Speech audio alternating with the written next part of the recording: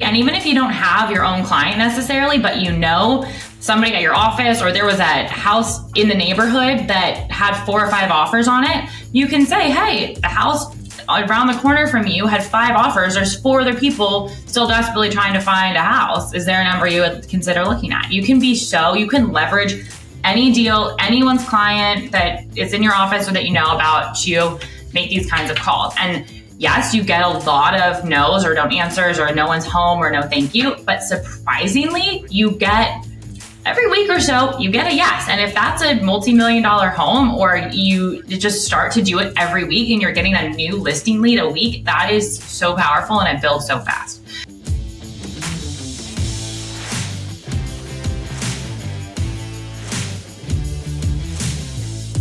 So the question is this: how do most agents succeed in today's competitive real estate market when all the successful agents are keeping the secrets to themselves? So that's the question, and this podcast will give you the answer. I interview agents from all over the world. I ask them their tactics, and they share all of their secrets with me so we can give them to the world. I'm Aaron Amuchastegui, and welcome to Real Estate Rockstars.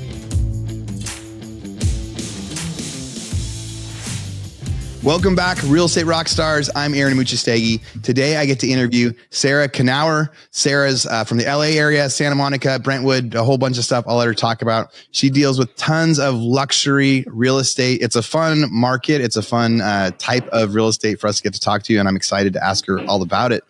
Sarah, how's it going?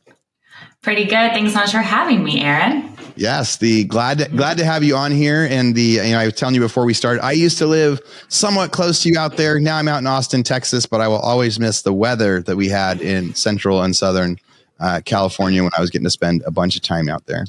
Yeah, it's beautiful. We had a lot of rain this winter, but we've had a few sunny days now in a row. Yeah, you've got enough rain forever now, yeah. Right? Which we needed. So in one year, they decided to make up for like 9 years of drought. And even some of the mountains, some of the snow mountains in Northern California and like Nevada, there was so much snow, some of the lift chairs couldn't go because the chairs were like hitting snow. Yeah, they're going to be open for months, I think, still. Yeah. They've got lots of fun stuff. So where are you from? Are you from that area originally? Yeah, I grew up in the San Fernando Valley and then moved to Westlake Village. I went to Pepperdine, so I just went into Malibu for college and then moved to the West Side. So I am born and raised here in LA. I hope one of my kids goes to Pepperdine. That is such a beautiful campus. I was born in Southern Oregon, like small town Southern Oregon. And when my buddy and I went on a road trip before we started college, one of our friends had got accepted there. So we went up into that campus and we hadn't seen much of the world. And we were like, whoa, the weather of Malibu, the beautiful campus that looks out like over the coastline and everything else. Yeah. Like what a dream. It's special. Well, when he wants a tour or she, anytime. Yeah. When did you, so what did you study there? So I was a liberal arts major. I was planning on getting my teaching credential and teaching kindergarten. I taught piano lessons all throughout high school and college. That was my kind of after school job.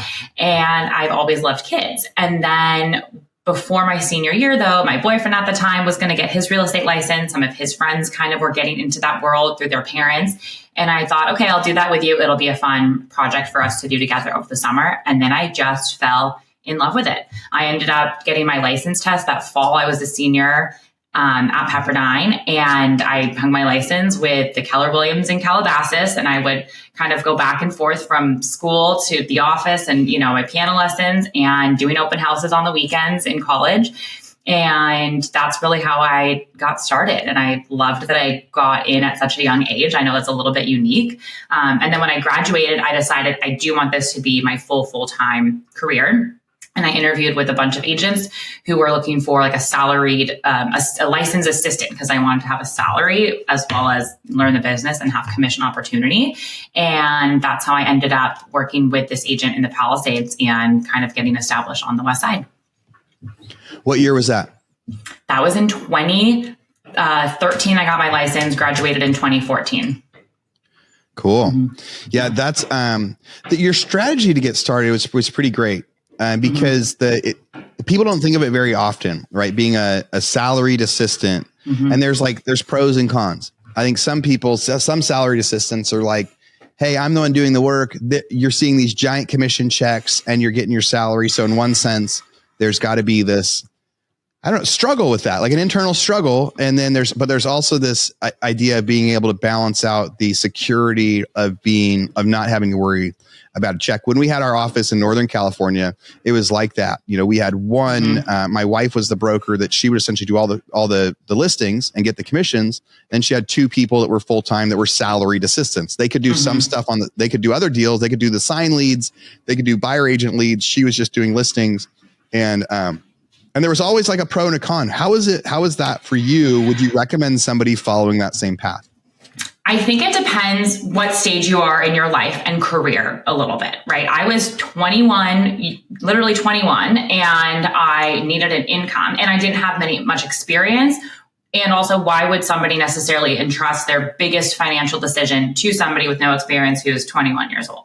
So I was super happy that I did that.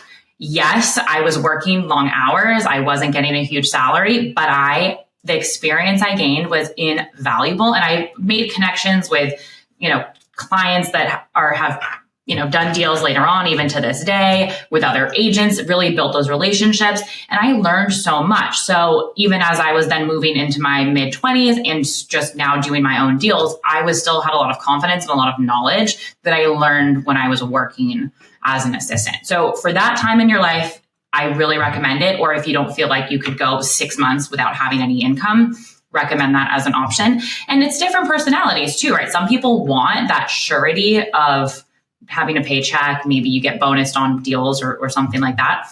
For me, I work well under pressure. So when I feel like, okay, I got to hustle, I got to sell some houses, I'm going to really go for it and get some deals in escrow. Another option that I think is a great one too, if you don't want to be an assistant, but you want some support and you want that help, is to then just join a team. And again, it might be a few months until you get some business going. But if you find a team that offers a lot of support, they offer that mentorship, they offer the guidance, maybe they help you with some lead flow, then you can start just really working as an agent without feeling like you're so alone. Yeah. Those really are like the three options, right? It's like you go all into the commission only setup where you eat what you kill. And the pro of that is you get most of your commissions. And the con of that is it's a steep learning curve and you could have a long time before you make any money. Or there's you join a team. Now your team leader gets a chunk of your commission. So you don't get as large of a percentage of each deal, but you're probably bound to get a deal faster. I mean, so many people, the advice they give is join a team. And then that other version is you're salaried, maybe get some bonuses, maybe get some extra leads that get to come your way through that process. And that's why I work with my assistant, and it seems to do well. He has a salary, he gets a bonus, and then there are certain clients that are his to work with as well. And we have a good dynamic going there. So cool. So you've actually repeated the same thing. You said it worked for you, and now you're doing. Do you think there's a certain amount of time before he decides to go become an agent on his own? I hope not, because I think we work really well together. But if that's what he wants to do eventually, of course, I'll support it. So, and again, that's a point blank question. I know.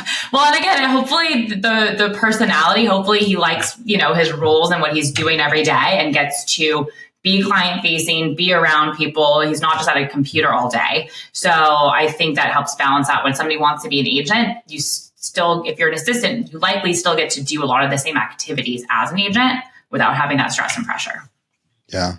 It's a great point too, that there's lots of personalities in real estate, right? So there's lots of personality. Like you can be an introvert and there's one business strategy. You can be an extrovert and there's one business strategy. You can be somebody that likes pressure and likes commission.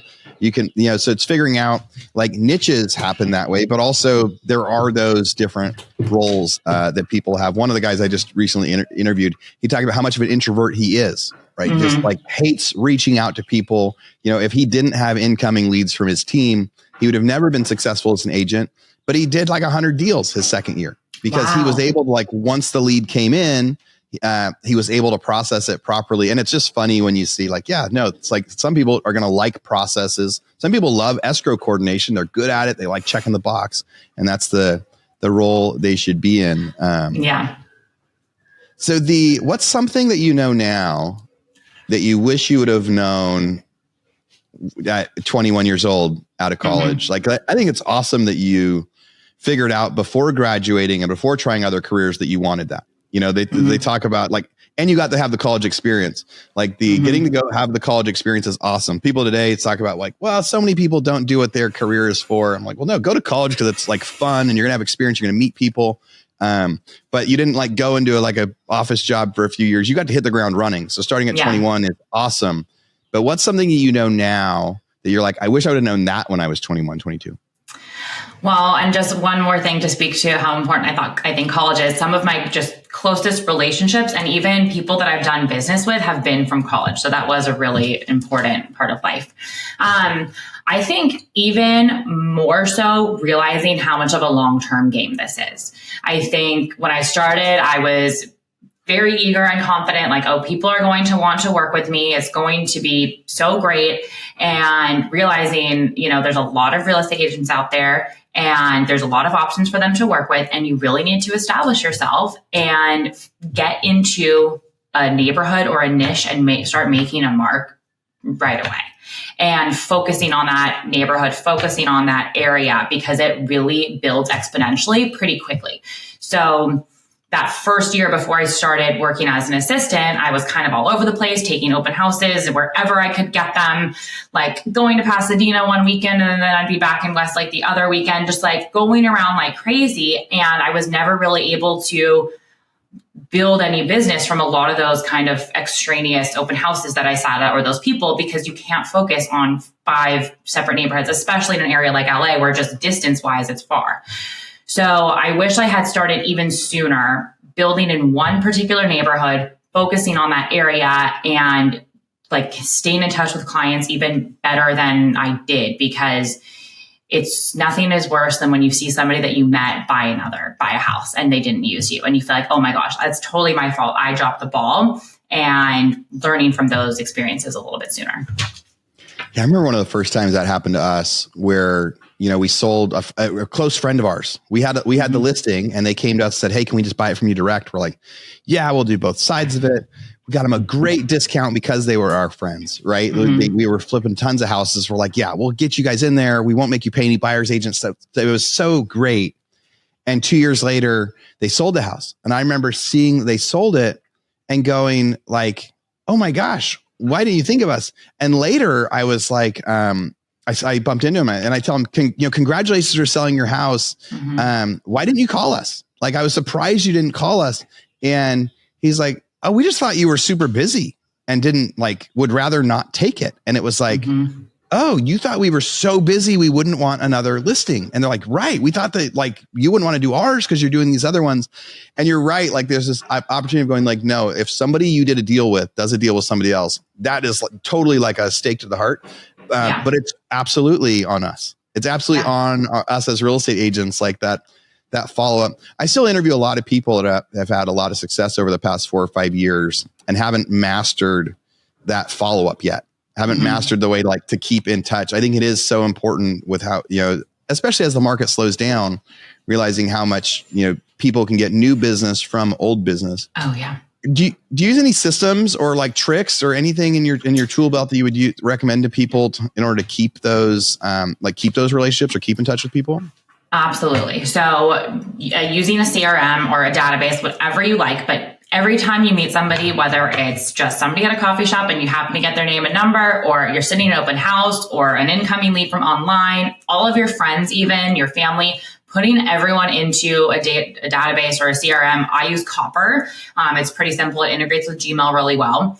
That is super important because you never want to lose somebody's information. You always want to be able to have a record of everyone's contact information, when you last followed up, as many notes as you can about what they're looking for, where they currently live, anything and everything that you can put in there. And then if somebody's actively looking, that's a little bit easier because you're constantly trying to send them properties, get them appointments. But it's amazing how after you do 3 or 4 open houses, you can start to forget about the people from the first one. So you need to be actively in there every couple of days, making sure, oh, have I talked to that person? What do I need to send them? Let's go find them a pocket listing. Let's see what's available now in their search and send them something, even if it's not perfect, just to stay in front of them. And then for past clients, your sphere of influence, people that have referred you business or that you think, one day they're going to now get married and need to buy or sell a house, doing a lot of really organic things like events. So, we do a a pie giveaway every Thanksgiving. And in the summer, we're going to do like a wine thing where people just come and they come get a bottle of rosé and take it with them for whatever holiday it will be for. We just mailed out books to like 150 people with a little note, and it's just kind of an inspirational book that we liked. And we send that to past clients, people that we've, even just lived, that were a neighbor that came to an open house, but in the neighborhood that we're focusing on. Inviting people to like a charity event, if you're part of that charity or you buy a table, that's a great way to organically stay in touch with people. Inviting people to dinner, connecting your friends, anything you can do. We did a flower event one year for Valentine's Day, and we just bought a bunch of flowers from the flower mart downtown, and then people could come and make bouquets. And you can invite your past clients, your friends, and it's really a nice way to stay in front of people like that. Obviously, of course, doing an email once or twice a month. We try to do one video message a month with like a market update or a tip about buying or selling, and then also a guide to LA or guide to the West Side with some events that are happening around town, some market stats, things like that. So people are seeing that.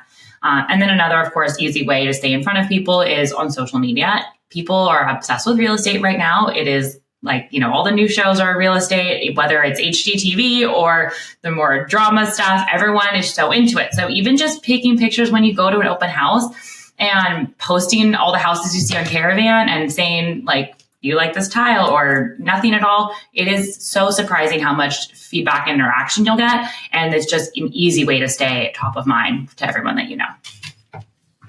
There's so many good things that you just gave people. I know people are going to rewind that and try to take some notes, but so many applicable things too, right? Mm-hmm. Like the pie giveaway is great. Like the flower making bouquet, like come in and make a custom bouquet. I think that stuff is so brilliant.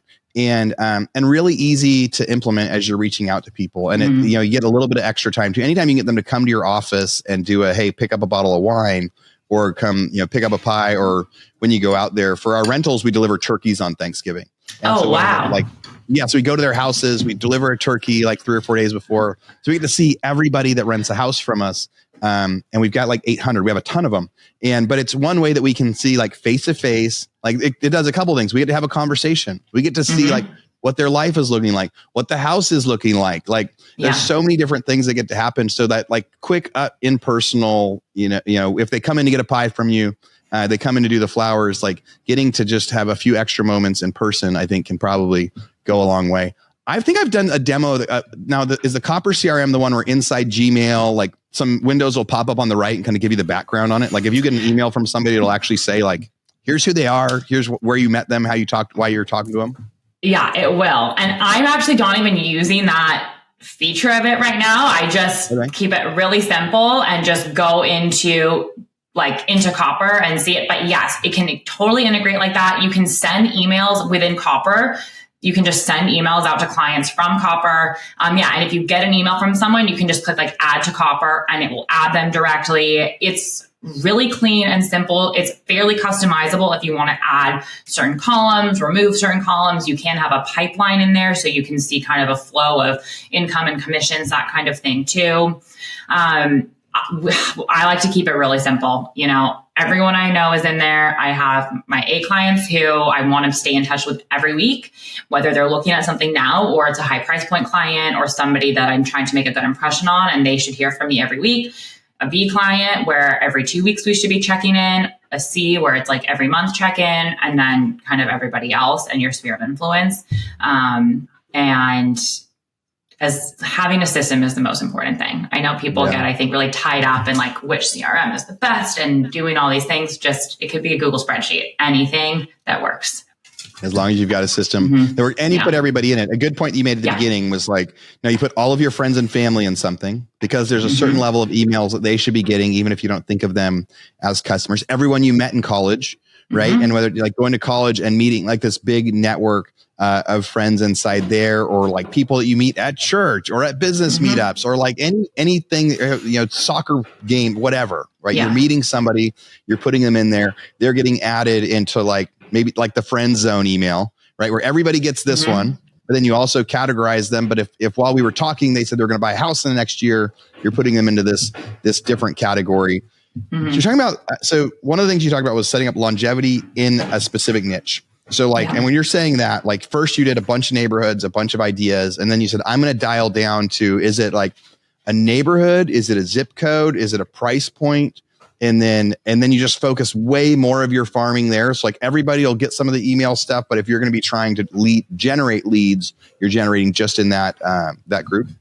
Yeah. So, and again, I would never turn down business, right? If somebody says, hey, I want to buy this house in West Hollywood, or I'm looking here, it's not that I'm not going to help them, but I'm not going to start door knocking there, probably not setting open houses there and like doing a lot of farming for this new neighborhood. I'm going to help that client, and then I'm going to stay back focused with all of my lead generation activities in another neighborhood. So right now, for example, I'm really focused on north of Montana. It's the area that I live in. It's like where I want to live and work. It really suits my lifestyle. I fit in with the people here. It's where I work out and go to lunch and do everything. So if I'm around town, I'm probably going to bump into the people that I want to be working with.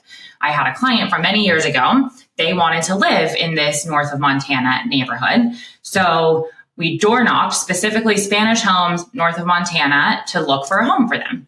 And we got a couple potential leads out of it. They looked at one of the Spanish homes, or both of them, wasn't the right fit, but ended up getting to list that Spanish property that didn't work for them.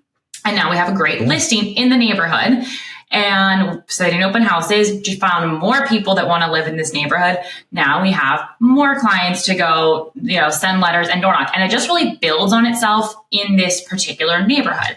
If you're focused on so many areas that you can't like stay on top of what the market's doing, you can't probably physically go prospect or preview off-market homes or just be really hyper aware of what's going on, you're going to start dropping the ball. And ideally, you want to be somewhere where you can kind of know everything that's happening. And if a pocket listing comes up, we do a lot of off-market business. So a pocket listing comes up, you want to think, oh, great, I have 3 people I can send that to and stay top of mind. Or if you're looking for a specific property, hopefully you're looking for something that works for a couple of different clients. So you're kind of working smarter, not harder. And you can remember things. You can go physically be in the properties. It's really important to actually go into houses and be in properties and like see what they're like. Tell a client, hey, I just saw this house today. You should really come see it. I think it'll work great for you. I've sold so many properties like that where a client didn't want to be in that area or they didn't want to come see the house, but I said, no, you got to come see it. And that's a huge part of our business, to actually be in property. So just physically, mentally, logistically, focusing on a spot is so important, I think. It's probably even more important in that luxury space, like the how to succeed in luxury. I mean, that's because when you know everything about a certain neighborhood, right? It's so much better of like, no, you have to go to the expert. Or in that luxury price point, it's like knowing about the one off market deal and that, like, or knowing the difference between the reason, like, because you could be on the same street and have a house be $1 million or $2 million more or less than another one, right? That's around the same size. So normal comping doesn't work.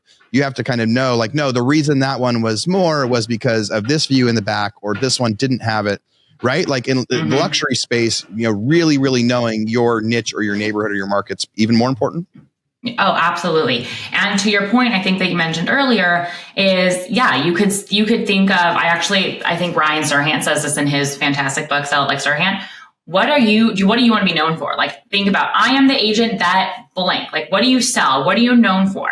And so maybe you do want to be known for selling, luxury properties, new construction over a certain price point in Malibu, Bel Air, Beverly Hills, right? Maybe it's a little bit geographically spread out, but you are super focused on a certain type of home. Or maybe it's, I'm focused on, Palisades, Brentwood, Santa Monica, that kind of $5 to $10 million sweet spot is kind of where I'm really hyper focused. So think about where it is that you want to be focused on, because you should know everything and everything. Likely people are working with more than one agent because they're looking for those off-market opportunities. So they're going to probably end up working with whoever's going to actually bring them the property, or send it to them first. They're getting emails from everyone. So whoever's going to start finding them those off-market properties faster is going to be the one that they're probably going to be more committed to working with. You also, like you said, have to know why certain properties were worth more than others, be able to comp them. Maybe something was brand new construction versus a complete tear down or needed $1 million of work. There's going to be a lot of variables, and you should be able to go into all the houses and have seen them to be able to speak to them to a client. Hey guys, a quick commercial break here, but don't worry, this one is only going to run for the next 2 or 3 episodes. I talk so much about the mastermind. It's one of my passions, getting everybody to come hang out in Austin where I get to meet you guys. Well, we just had it, a few weeks ago, and we decided for next year we were going to do pre-sales. We're only selling 70 tickets total for the whole country, and that way we keep it nice and small where everybody meets everybody, and the end of it, it's like a big, giant family. Well, we put out the pre-sales last week, and during the pre-sales, we sold more than 60 tickets. So there's less than 10 spots left.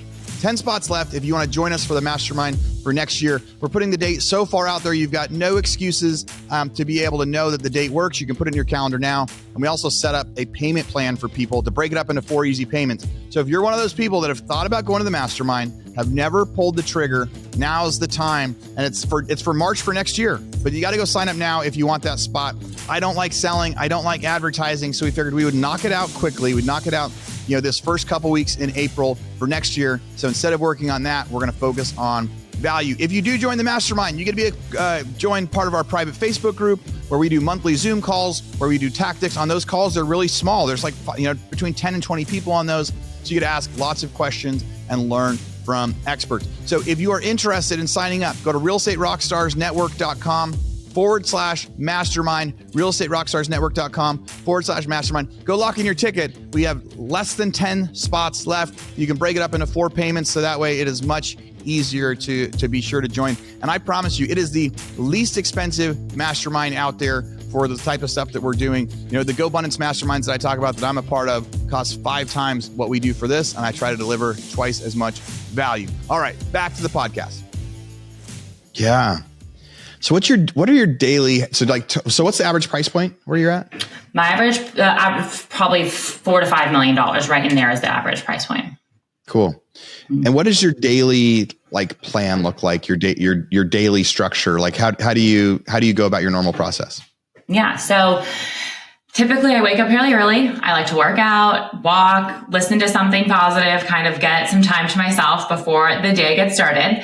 Then typically have either a little team Zoom or a phone call with my assistant to just kind of run down, check where we are with current escrows, listings, any projects, things like that we're working on.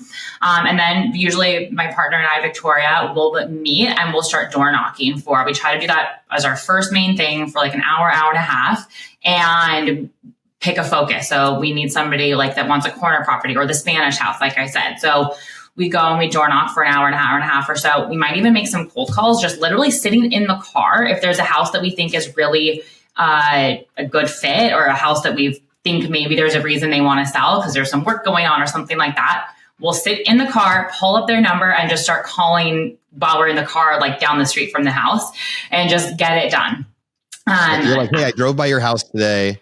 I saw this was going on. Is there any chance you'd want to sell? Mm-hmm. Or my client has driven by the home. They're very interested. Is there a number you would consider looking at? That's typically a good question. Would you consider looking at an offer? Is there a number? That gets people to think a little bit more than would you sell? Because that's a no, they don't want to sell. But if there's a number, there's probably some big magic number that they would sell for.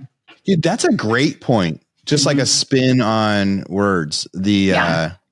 That idea. Yeah. Is there a number that you would sell for? Because I think, most people would say no, but it gets them thinking and you might be, and I guess in some of the time you might be surprised, right? Yeah. I couldn't believe what people paid for the house next door to mine. And then they knocked it down to build a new one. And first of all, I couldn't believe that they paid that much for it. And then I realized they've only paid for it for the lot value. And so I'm sure that would be one of those situations where they were like, give us a number. Okay. Somebody really wanted, that property. Yeah. And even if you don't, I know it's great. And even if you don't have your own client necessarily, but somebody at your office, or there was a house in the neighborhood that had 4 or 5 offers on it, you can say, hey, the house around the corner from you had 5 offers. There's 4 other people still desperately trying to find a house. Is there a number you would consider looking at? You can leverage any deal, anyone's client that is in your office or that you know about to make these kinds of calls. And yes, you get a lot of no's or don't answers or no one's home or no thank you. But surprisingly, you get every week or so, you get a yes. And if that's a multi-million-dollar home, or you just start to do it every week and you're getting a new listing lead a week, that is so powerful and it builds so fast. So we try to do that a few days a week. And then typically there's going to be maybe like 1 or 2 showings. I don't have showings every day, but a couple showings, maybe 5 showings a week or something like that. Typically people are only looking at 1 or 2 houses back to back. We don't typically have too much more than that to show them.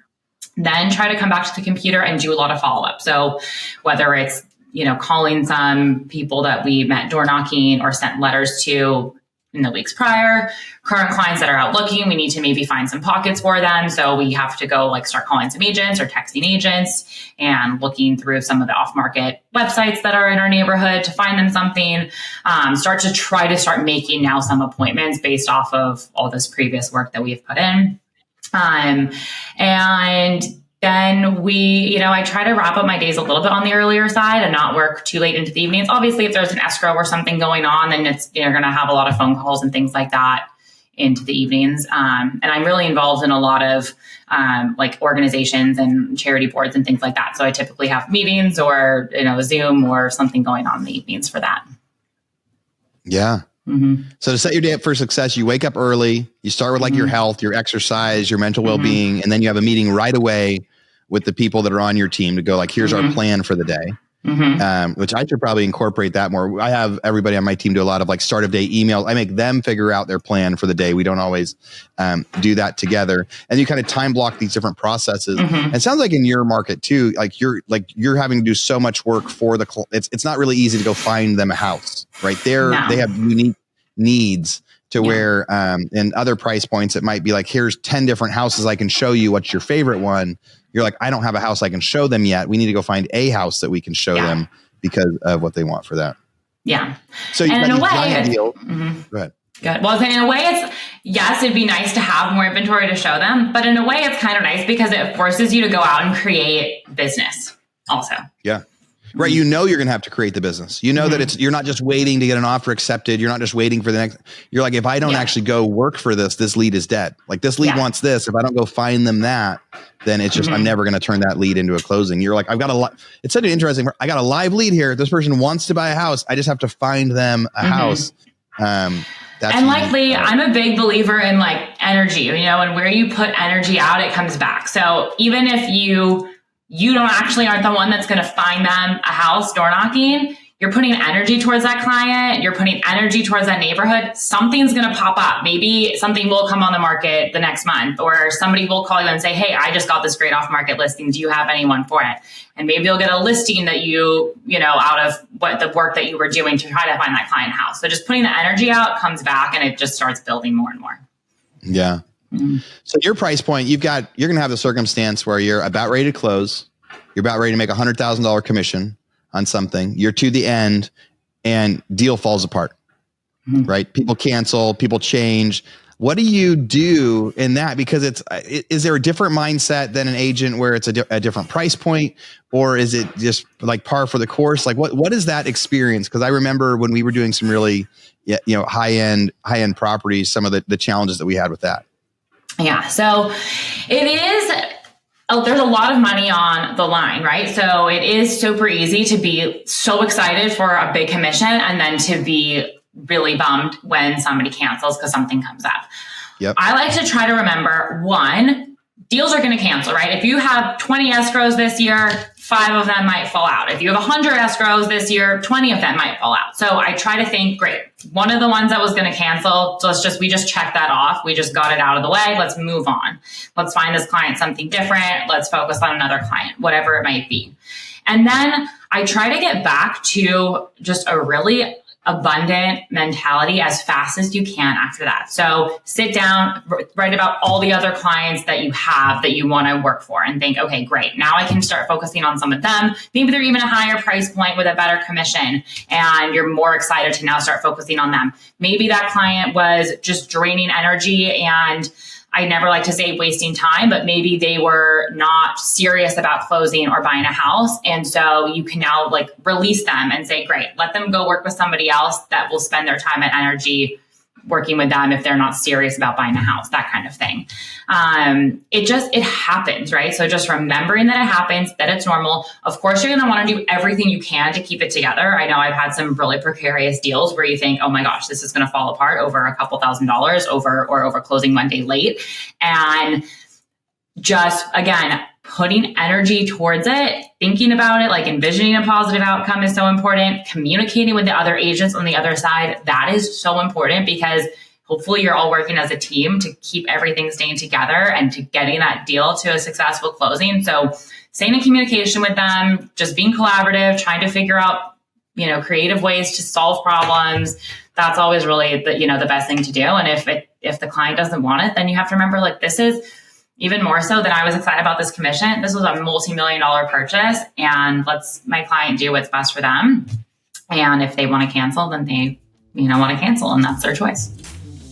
Hey, Real Estate Rockstars. We only have a few minutes left in this episode, but before we get to the grand finale, I just wanted to say, as always, thank you for listening. Podcasts are obviously free. You don't have to pay to listen to the podcast, but if you could pay one thing, if I could charge you one thing to listen to this podcast, what I would ask you to do is go, please make a review. Go to wherever you listen to podcasts, whether it's on YouTube or on Apple or Android, wherever you listen to podcasts, and go give me a review of the podcast. I read them, I listen to them, I try to make adjustments. A couple years ago, I had a ton of bad reviews on the sound quality or the number of advertisements and things like that. And I've really tried to dial in to add value for all of you guys. So please go do a review. If you want to get a copy of the toolbox of the stuff that, everybody that comes on the show, they give us some tactics. They give us something that we put in what we call our toolbox. And so to get that, you go to realestaterockstarsnetwork.com. When you get there, click on the toolbox and you get access to the free gift that every person that we interview on the episode provides. There's things like, listing tactics, how to do a presentation, how to do a newsletter, all sorts of cool, fun stuff. And if you want to talk to me, go find me on Instagram at Aaron Amuchastegui. Ask me a question. I talk to so many of you guys on there. All right, back to the show. Thanks again for being a listener. Yeah. I love a couple of things that you said there. Like one, like keeping that positive attitude, because real estate is such an emotional journey. When you think about this $5 million purchase is going to cancel over one day late or $2,000, that is real life.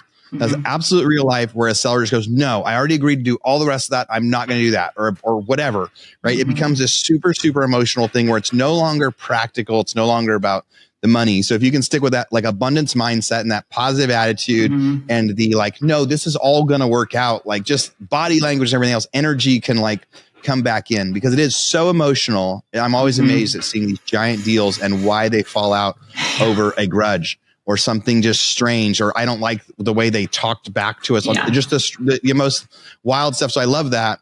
And I also love this idea. I do it with contractors. I tell my team, like, when we go into a new town or new city or new state, it's going to take us 10 painters before we find the good one, right? We're going to have to fire 9 painters before we find the painter that's going to paint 100 houses for us, right? That's going to be our go-to person. And it could be a frustrating thing where they're like, no, I'm going to do it within 1 or 2, or they'll tell me like, I know this guy's going to be perfect. And then, he gets fired. And it's like, don't worry. But I try to tell them to celebrate it. Cool. You're 1 closer to the 10. We only have to fire 6 or 7 more before we find the one. It's almost like you're trying to celebrate those as falling out too. Like, you don't want to celebrate anything falling out, but you're going into the year going, all right, we're going to get 90 in escrow, and we know that 80 are going to sell, or we're going to get 20 in escrow, 18 of them are going to close. And so when one of those things does happen, you're like, cool, we knew we were going to lose one this year. Like, we tried everything we could. We kept a positive attitude. It fell out. We got one of them out of the way. We knew we were going to have a couple of those. Now we at least got that one out of the way, because we weren't going to have a year that was 0. So you could celebrate the discouragement instead. Checking that all right, box, we're one step closer to right. Yeah. I like that. Yeah. So your price point, anything easy people can do to change the prices, you're talking a very different price point. It's going to be on the smaller level flips. When I ask people that, it's like, oh yeah, countertops, kitchens, things like that, repainting, freshness, anything you guys can do in those higher price points that makes a big difference on sales. Oh yeah. So there is a lot that you can do to get your listing to show great. Also, it's important to remember money doesn't always buy taste. So sometimes clients have a really different aesthetic or taste in furniture or something than we actually want to present the home with when it comes to the market that's going to be universal to everybody. We try to always recommend staging unless maybe something's really super designer done. But again, we want that staging to end up feeling like it's designer done. And maybe this is the seller's furniture where they hired some fancy schmancy interior designer to pick out all this furniture. So being really involved when you are staging a home, bringing in little accents, like even beautiful, the nice fancy candles that make a house feel so good, fresh flowers, music, getting all the furniture and art right, making sure nothing's dirty, everything. You want it to feel so good, because really what we're doing is we're selling a lifestyle. We're not just selling a house, right? There's a bunch of houses on homes that are available, 4 walls, all these bedrooms, but it's really what kind of life is this family going to have now when they move into this home? Where are they going to be walking to the, Montana Avenue and to the Country Mart and to coffee? Are they going to do they have a view property? They're going to be hosting parties. What is this life that you're emulating that you want to come across as soon as somebody walks in the home? So those are all the little ways that we think about kind of going above and beyond when you're getting a house ready to list. And it's really apparent. I mean, you can walk into homes that feel really, really good and oh my gosh, who lives here? I want to be the woman that lives in this house and cooking in this kitchen and, getting their kids out the door for school or whatever, because it feels so good. And then you go into some homes and you think this was a sloppy paint job. These doorknobs are really chintzy. The staging looks cheap and it just doesn't feel good. So you want to just, all these little things go a long way, like fluffing pillows, turning on the lamps, if there's outdoor furniture, pull it in and out every time so that it doesn't have leaves and dirt all over it. Again, just putting water bottles in the fridge and offering people, hey, do you want still or sparkling when you come in the house? That's such a little small thing to do to elevate somebody's experience right when they walk in the door. Yeah. It changed the way they feel about it, the way that they're feeling as they're coming in or leaving, and again, especially in luxury, right? Was it a luxury experience? It's got to be an interesting conversation when you walk into a house to list and somebody has really expensive taste that doesn't have good taste, right? You're like, we can't list it with these couches in here. How do you have that conversation where you're like, we really need to stage it and it can't be your furniture? So how do you say? I want people get offended. Yeah. Well, it could be that it is beautiful, really high end designer furniture that's just not universal. So I think good ways to phrase it are, you have beautiful taste. It's very specific, and we're trying to make this home feel as good to as many buyers as possible. So we want furniture in here that's going to allow them to envision their own unique taste and style when they come into the house. You can also have stagers come through and be the ones to tactfully have that conversation. If you have somebody good, again, in your Rolodex, you should have a lot of different stagers that you can go to depending on the style house. If you need to have that conversation, that kind of thing. You can always say, well, let's just walk through with the stager. It's no cost. Let's walk through and see what their feedback is. They're the professional designers, not me. So that's a good way to do it. Usually people come around to it and can realize. You can also show them photos and data of homes. This home was staged. This home was not, and it sold in X amount of time versus this amount of time. I think there is a stat that just in general, staged homes sell faster. I think it also shows a little bit, and for I think more money too, that there was no cost was there spared. No cost was spared when we were bringing this house to market. There is no rush or immediate need to sell or anything like that. Just, hey, we're going to do this right, and we're going to present the property in its best light. Yeah. And we will also we'll sometimes even say we believe so firmly in this and we're team players that we'll, cover a portion of the cost from commission at the close of escrow to do the staging because we believe in it that strongly. Yeah. If they fight you on that as a cost of sale, you're like, we'll split it with you. We'll market it with you because we know that you're not going to be disappointed. All some really, really great advice today. The lots of, fun tactics out there, some strategies that people can kind of start like focusing on a niche and how to grow that, some of the activities throughout the year. If people want to learn more about you, if they want to reach out to you, have questions, send you referrals for the LA area, what's the best way people can follow along and learn more from you on what you're doing? Yeah, thanks, Aaron. So Instagram is a great way to find me. It's just at Sarah Knauer, and message me, ask me any questions. I'm always in there, happy to answer and talk anytime. And then my partner and I do have a monthly mastermind that we host. It's completely free. You can find it at thecourseRE.com, and you can sign up to be part of the monthly mastermind where you send in your questions beforehand. We go through every month and we answer as many questions as we can. We usually are able to get through them all. That's a great way to talk more. And then we also host a real estate reset course where we go through like all of these things, from choosing a neighborhood to, keeping your positive mindset and attitude, your CRM, and we go into a lot of detail. And we'll have another session starting in the fall. So you can get on the wait list for that too at thecourseRE.com. So thecourseRE.com or Sarah Knauer on Instagram. I went and found you on Instagram just now. I followed you. We'll get to chat some more on there about everything. Sarah, this was a great interview. Thanks so much for coming on the show. Thanks so much for having me, Aaron. Real Estate Rockstars. Thanks for listening.